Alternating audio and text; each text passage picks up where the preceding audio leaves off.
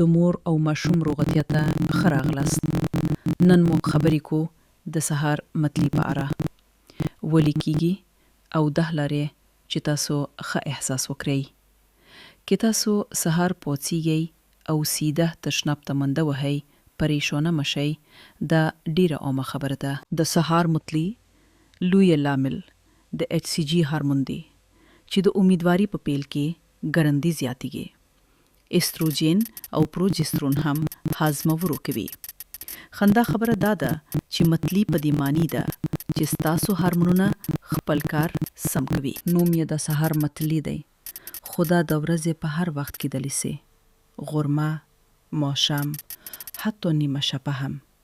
عموما دا د 8 نه تر 12 اونۍ پورې ډیره وي او بیا ورو ورو کمیږي. لومړی لاره، لږ ډیر زر وخورئ. تشګې ده متلي زیاته دي. د دریو لویو خوراکونو پر ځای 15-16 واړه خوراکونه وخورئ. د بستر څنګ بسکټ یا وچه ډوډۍ کیږدئ او د پورته کیدو نه مخکې لږ وخورئ. دوهمه لاره، اوبه څښل ته دوام ورکړئ. ادرک چای، صافه یخني یا لیمو اوبه ټوله ورځ وڅښئ.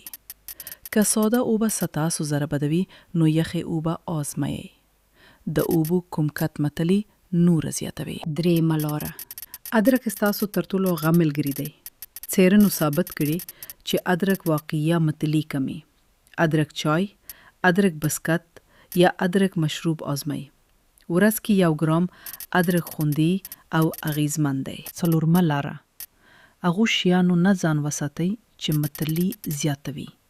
تیزه بوی، کورین خواړه او مسالېدار خواړه ترې لیرې اوسئ. کرکۍ خلاصې کړئ، وریجې، کیله او ساده ډوډۍ وخورئ. پنځمه لاره، ویټامین B12 آزمایئ. ورځ کې 3 ځله 10 نه تر 25 ملي ګرامو خوړل متلي کموي. په امیدواري کې خوندي دی، خو ډاکټر نه حتما وپوښتئ. شپږمه نه تر 8 لاره، د اکوپریشر بین په مټ کې واغوندئ. دا د P6 نقطې فشار وي چې متلي کموي. آرام وکړئ ځکه ستړیا متلي زیاتوي. او شپه خوب نه مخکې بادام، پنیر یا ماسته وخورئ چې د شکر کچه مستحکمه پاتې سي. نهمه او لسمه لاره، د امیدوارۍ ویټامینونه د خوراک سره یا شپه واخله. تشګې ده مه اخله. او پوه شئ چې کله ډاکټر ته ورشئ.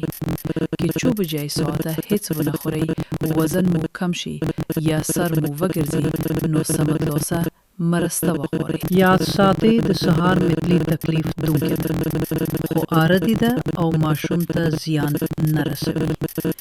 دا 10 لارې واقعیا فرق کوي. زموږ ویډیو لیدلو ته مننه. لایک یې کړئ، شیر یې کړئ، سبسکرایب کړئ. په مخه مو شه.